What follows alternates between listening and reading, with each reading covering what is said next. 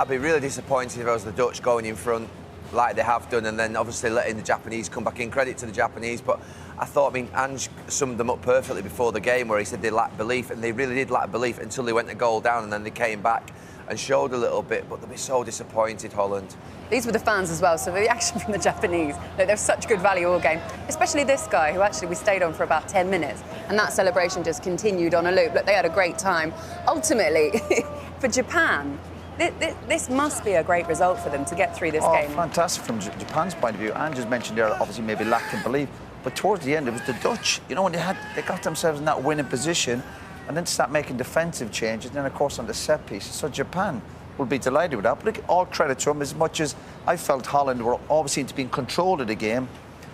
But you stay in the game, you keep the fight. There's always just one goal in it. So we take our hats off to Japan, but it'll be the Dutch who'll be frustrated. Japan will be delighted with that draw. On that set piece, sometimes I've been in defences where you've got a dominant centre-back or you've got a dominant goalkeeper, and when they go for it, everyone else stops just imagining, thinking they're going to deal with it. Van Dijk goes for it, and once he misses it, Van Hekken should be a lot closer to him, and the keeper should do better. It's a big mistake. The keeper should save it. When the keeper gets a hand to it like that, the keeper's got to do better.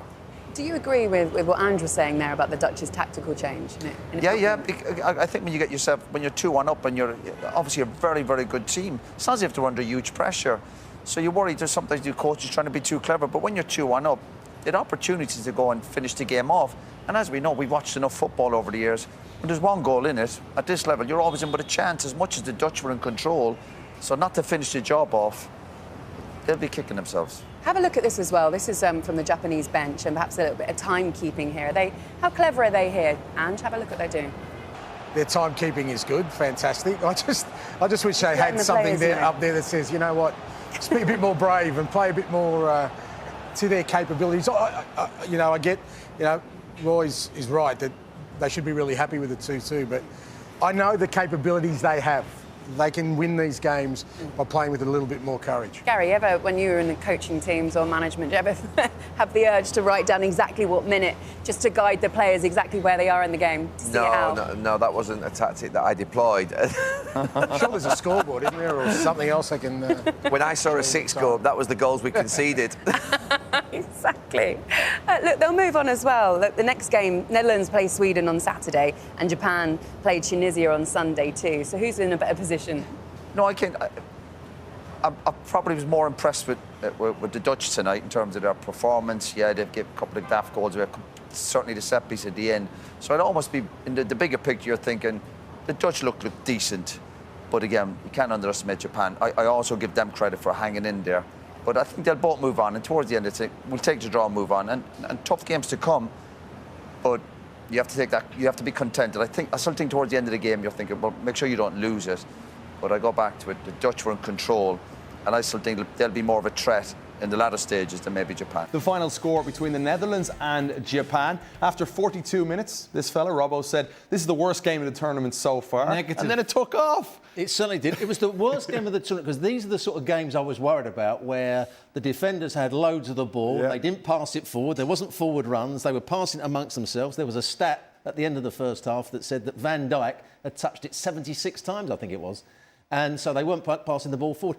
But it all changed in the second half, and the players and the coaches did exactly what needed to be done. They started to play forward, there was more movement, players went in 1v1 situations, there was a lot more dynamism about it. It was much better in the second half. Is that not partly because Japan were a little negative in the first half? Maybe sat a little bit deeper?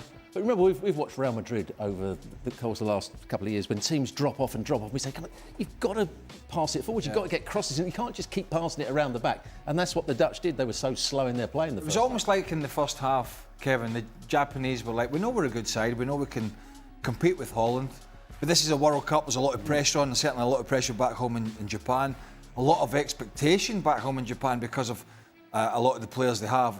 And it was almost like a little bit fearful in the first half, and then they gained that confidence as the second half went on, got themselves back in the game, started to prod away at that Dutch backline, and it ended up being a super competitive game. We had a little discussion while we were watching the game, because we watched Germany earlier, beat Curaçao easily 7-1, and we said, where are we with the Dutch in terms of you know, how competitive are they going to be in this tournament? How far could they go? And we kind of, well, I liken them to Germany. I kind of think that's a similar standard. So middle of the road, maybe. Second tier. So if you have France and Spain, say. Yeah, right, and I chucked them in with Brazil. When we had a conversation on the show last night with Dan, said, but it's Brazil. And that's a bit like saying, I think we were talking earlier, but it's Real Madrid in the Champions League, so it's like a flick in the switch. It's automatic because it's that competition. I don't think it is. And I do think they're at that second level where they're a good side and they've got good players, but have they got enough? Again, we were talking Daniel Malen through the middle. Had a good season at Villa, or good-ish, you know, coming off the bench and then starting, then he made a big move. But is he going to be the guy, if he plays through the middle, to score the goals? Is Kai Havertz going to be the guy to do it for Germany? These are the big questions. This is definitely a different Dutch side, isn't it? It's not that total football at all. And even as a striker, Malen is certainly not Kluivert. He's certainly not Van Nistelrooy or Van Persie. But the Dutch haven't been total football for many, many years. When they were talking in the 70s, when Cruyff was playing, it was total football because there was a lot of rotation. Every player could pass the ball forward. Every player could make runs. It was just about people fitting in positions when they could. Now it's very structured. The Dutch football is very structured. People stay in their positions, they pass it along the back, they don't give it, they like not to give it away, so they play an easy pass rather than a hard pass. But in the second half, when obviously Koeman has said, no, we've got to play with more intensity, we've got to pass the ball forward, they looked a much better side. Suddenly we saw Somerville running with the ball, scored his goal. We saw Gakpo playing higher up the field. Reinders played higher up the field in the second half. It was a much better performance. And to Craig's point, Malen, is he an out-and-out centre-forward? I don't think he is. We've often seen him play in wide areas, so that might be a weakness for them. But at midfield, in the face of it, in midfield, Gravenberch didn't have a good season at Liverpool. We were talking about that. He was brilliant the year before. But on the face of it, if he can hit form, Gravenberch, Frankie de Jong, who was excellent for Barcelona when fit, and Tijani Reinders, who's a good player, I think didn't always fit in at Man City, but I think if you take his form from Milan, where he was that box-to-box scoring goals, they've got a good balance in the middle of the park. It's whether, again, similar conversation to the Germany team and maybe one or two others, and maybe we'll get to this conversation with Portugal, who have got a super talented side, but is a 40-year-old Ronaldo the man up front to carry them to something a little bit special? So there's a lot of questions about some of these nations that maybe just fall a little bit below the big Europeans, which is France and Spain. So a really competitive game, and don't want to take anything away from Japan. They're a very tidy side, can play some good stuff. I think where they might fall down a little bit, they lack a bit of physicality.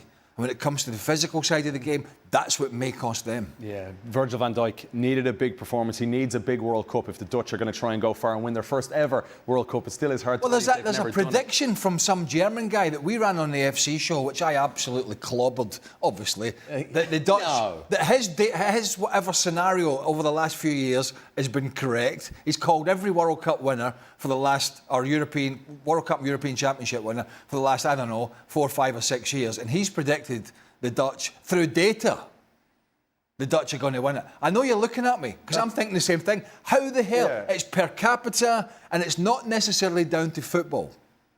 I know, I scratched my head as well. And he's predicted every correct World Cup winner. So says him. Yeah, apparently so. And he said that the Dutch are going to win it. The previous two European Championship winners. But there's been a common denominator when we're talking about Germany, when we're talking about the Dutch, when we're talking about several other teams. The centre-forward has gone out of fashion in football. The centre-forward... I don't like it.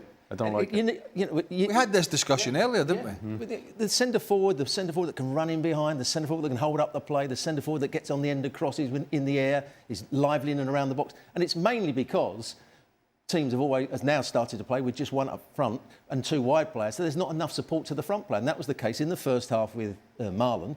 When they had it at the back and they're looking, I'm not really going to play the ball because there's 2 defenders against him. There's a holding midfield player in front of him. So we pass it square and backwards again. So, yeah, the centre-forward is going out of fashion at the moment, and that's why we want to see the likes of Erling Haaland have a wonderful 100%. tournament. Well, he's definitely not out of fashion. No, he's not out of fashion, but he doesn't touch the ball that much. I know what you say. For a lot of countries and a lot of clubs, if you're that front man that does a little bit of the physical work, puts his head in for crosses, but isn't the greatest link-up player, you may be 20, 30 goals a season at your club, but you're probably going to spend a lot of time on the bench because you don't have other facets that these managers want in the game. It's just the way the game is going. To get back to your point, Van Dijk, huge World Cup for him, had a poor season at Liverpool, as the leader, as the captain. Wasn't alone, because his centre-half partner, Kanate, was terrible. And Kerkez struggled when he came in. But I don't think he led very well through problematic times. And I think there's a lot of expectation on him, not necessarily that Holland are going to win the World Cup, but a lot of expectation on him to lead this team from the front to a better World Cup. And I was saying this to you before we came on air. He gets a lot of stick back in Holland. I mean, they do. Like a lot of countries, they tend to be very critical of their national team, particularly the big players. But he gets the brunt of it from the Hullets and the Van Bastens and all these big players. They don't think he's a bad player. They don't think he's a leader or a proper leader. That's the criticism that comes his way. And I think he smarts at that criticism. And he has an opportunity here to sort of lead this Dutch side to have a very good World Cup. I just don't think they're going to be good enough to get... If they get to the semis, I think that would be a very good World Cup for them. We saw the best and worst of Van Dijk today. He scored a good goal with his head, and he was a threat in the air. He defended his box fairly well, particularly in the latter stages of the game. He won a lot of balls in the air. But there was one, I think it was probably only about 10 minutes into the game, when the centre-forward for Japan came short and spun him down the side of him, and he got in and he shot across the goal. And Van Dijk's movement was really poor. Is this just father time? A little bit. And also, I don't think... And I've watched Van Dijk, and he's been a brilliant player, no question about that. But he's found it at times too easy, because his pace has got him out of problems. But he's losing that pace now, and I don't think he always stays focused and concentrated. And that was the case with that run. He was watching the play, and the fella came short and span on him. Suddenly the ball was played in behind, he couldn't get there. And unfortunately for the Dutch, the shot was just wide of the far post. The Koeman rubber with those players has got, when you think about the players he has at the back, he has a choice if he wants to change the shape of this side, with Van de Ven playing left back. Yeah. Who has done that for the Dutch on several occasions, but he's not a left back. But he's very quick, as we know. Didn't have a great season at Tottenham, but he can move to a back three. He can bring the wing backs in. He's got Denzel Dumfries in that side, so he's got a choice in that sense that even back four in possession and back three when they're out of it, or vice versa. Teams are doing that these days. So Ronald Koeman, particularly being the centre half that he was in his career, should have the nous, if it's not going right for Holland, to be able to make those changes within a game. Moriyasu, the manager for Japan, says they can make a deep run in this tournament. Who's going further? If you had to pick one of these two teams right now, Robbo? I would go with the Dutch, because at the start of the game, it was them that wanted to play.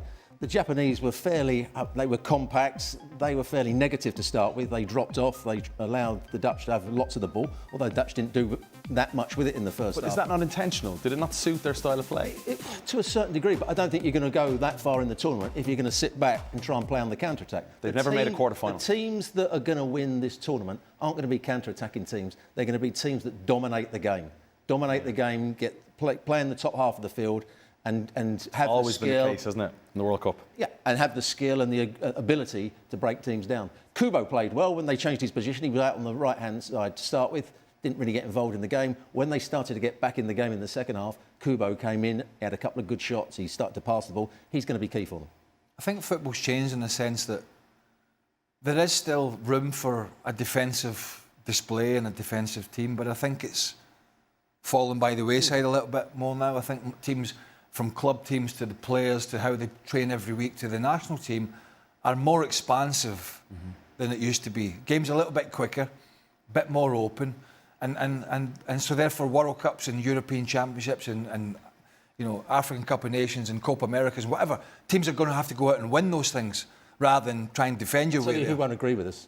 That would be about 50,000 Australians and Popovic, the Australian coach, because Australia won the game yesterday playing very defensively. One game, I mentioned... I'm saying one game. Yeah, you can do it in the... Yeah, I mean, I mentioned... You can do it on a one-off game, yeah. We were talking about Arsenal in the Champions League final playing the way they did, which I think most of us thought was a pretty poor effort in terms of how they lacked any desire to go and play. And I'd mentioned Greece in the 2004 Euros doing something similar. It wasn't pretty, but it was effective. I just think that style of play, which is the old sort of Mourinho when he was at Inter Milan, Champions League final against Bayern Munich, they barely get out the half, but they won it. You could still get results that way in the odd game, but I don't think you can through a whole tournament these days playing that way and being successful. I think the game has changed, and the expansiveness of the game and the quality of some of the players is enabling teams to go and express themselves. And I think we saw that from Japan in the second half. And I think we'll see that from a lot of teams, particularly the Spanish, maybe the Brazilians, certainly the French, teams will go and try and, I think, win games rather than sit in waiting for counter-attacks. Italy in